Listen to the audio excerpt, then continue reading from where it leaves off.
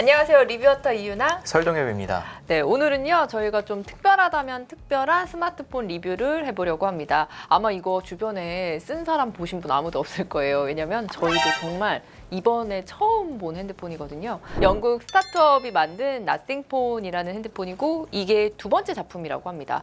보니까요 이 나싱이라는 그룹이 좀 특이한 게 2020년에 설립해서 최근에 급격하게 성장을 했더라고요. 근데 이 회사가 IT 기기의 열린 생태계를 구축하겠다 이런 포부로 이제 만들어진 회사라고 하는데요. 이제 제품들을 보면 디자인적인 요소가 정말 강합니다. 그래서 이 폰2 제품의 전작인 폰1도 한 유럽 전역에서 한 80만 대 정도 팔렸다고 하고요. 보니까 이어폰도 이 회사에서 냈는데 그 제품도 한 60만 대 정도 팔렸다고 해요. 그 정도로 이제 인기가 있었으니 이제 한국 시장에서 한번 도전장을 내서 한번 제대로 해보겠다 이런 포부로 온 것 같은데요. 동엽 기자가 직접 기자간담회도 다녀왔잖아요. 네. 뭐 현장 분위기는 좀 어땠나요? 디자인은 정말 독특하다. 그런 분위기가 압도적이었고요. 확실히 이제 기존 갤럭시나 아이폰 이런 스마트폰에 비해선 조금 희소성은 있겠다. 뭐 이런 평가가 좀 지배적이었어요. 디자인 한번 궁금하실 거예요. 한번 제대로 한번 보여주세요. 이런 식으로 이제 후면이 나와 있는데요. 보통 이렇게 속이 좀 비친다고 해서 투명폰이라는 별명도 있거든요. 이게 보시면 여기 이제 이렇게 LED 조명이 이런 식으로 다 배치가 되어 있어요. 그러니까 기존 폰 1 대비해서 라이팅 수도 더 많아졌고요.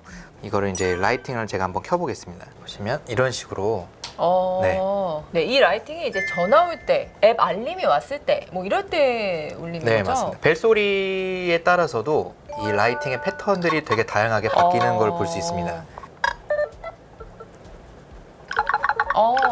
네, 모든 라이팅 패턴을 사용자가 직접 다 조작을 할 수 있기 때문에 예를 들면 이런 전화 오는 사람뿐만이 아니라 어떤 특정 어플에 알람이 올 때도 그거에 대해서 설정을 해서 좀 중요한 알람이 온다 싶을 때는 이 라이팅 패턴만 보고도 알 수 있게끔 설정을 할 수가 있습니다. 이게 디자인적인 요소를 강조했다고 했잖아요. 그래서 네. 그런지 케이스부터 정말 독특합니다. 지금은 이제 개봉이 돼 있는 상태인데 원래는 이 부분도 다 실로 마감이 돼 있는 상황입니다.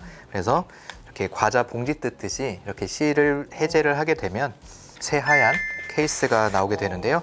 딱 열면 이런 식으로 딱 개봉이 되는 걸 알 수 있어요. 모든 부품 하나하나가 다 디자인적인 요소가 들어가 있다는 점. 그것도 약간 뭔가 전구 같지 않나요? 네, 요거 예쁜 것 같아요. 네, 보니까 투명폰이라서 그런지 이렇게 부품 하나하나 유심칩 그건데 투명하게 돼 있는 그쵸. 거 볼 수 있고요. 케이블 선도 이렇게 보면은 평범해 보이는데 요 이제 마지막. 그쵸. 그렇다면 이제 성능 부분 한번 짚어봐야겠죠. 성능 부분 한번 설명해 주세요. 나싱 폰2 같은 경우는 이번 신제품에 넘어오면서 스냅드래곤 8 플러스 1세대가 탑재가 됐는데요. 삼성 갤럭시 Z 폴드 플립 4 네, 거기에 들어가는 AP와 동일한 칩셋이 들어갑니다. 그래서 이번 2세대에 넘어오면서 상당히 성능적인 개선이 됐다라고 볼 수가 있고요. 이 제품이요. 지금 동엽 기자가 설명을 해줬지만 이제 Z4 시리즈와 동일한 AP가 들어가 있습니다. 이게 또 플래그십 스마트폰이거든요. 이제 프리미엄급인데 그렇게만 들으면 괜찮네 하실 수 있는데 다만 조금 유념을 하셔야 될 부분이 이제 곧 갤럭시 Z5 제품이 나옵니다.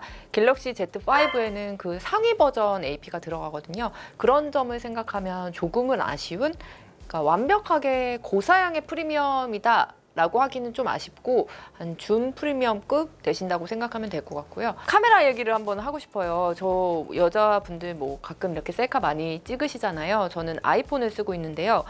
아이폰 셀카와 이 제품의 셀카의 다른 점이라면 아이폰은 웜톤의 느낌이 강하다면 이 제품은 쿨톤, 그러니까 약간 더 밝아 보이게끔 보이는 효과가 있더라고요. 이 후면 카메라 같은 경우는 뭐 사실 큰 개선은 없었지만 눈여겨볼 점은 사실 사용자가 가장 많이 사용하는 게 보통 전면 카메라잖아요. 셀카를 찍는데 전면 카메라 같은 경우는 기존 폰 1 대비 폰 1이 1600만 화소, 이번 세대에 넘어오면서 약 2배 상승한 3200만 화소로 개선이 되면서 화질 개선이 상당히 됐다는 점 알 수 있습니다. 그렇다면 이제 다들 궁금하실 거예요. 그래서 가격이 얼마일까?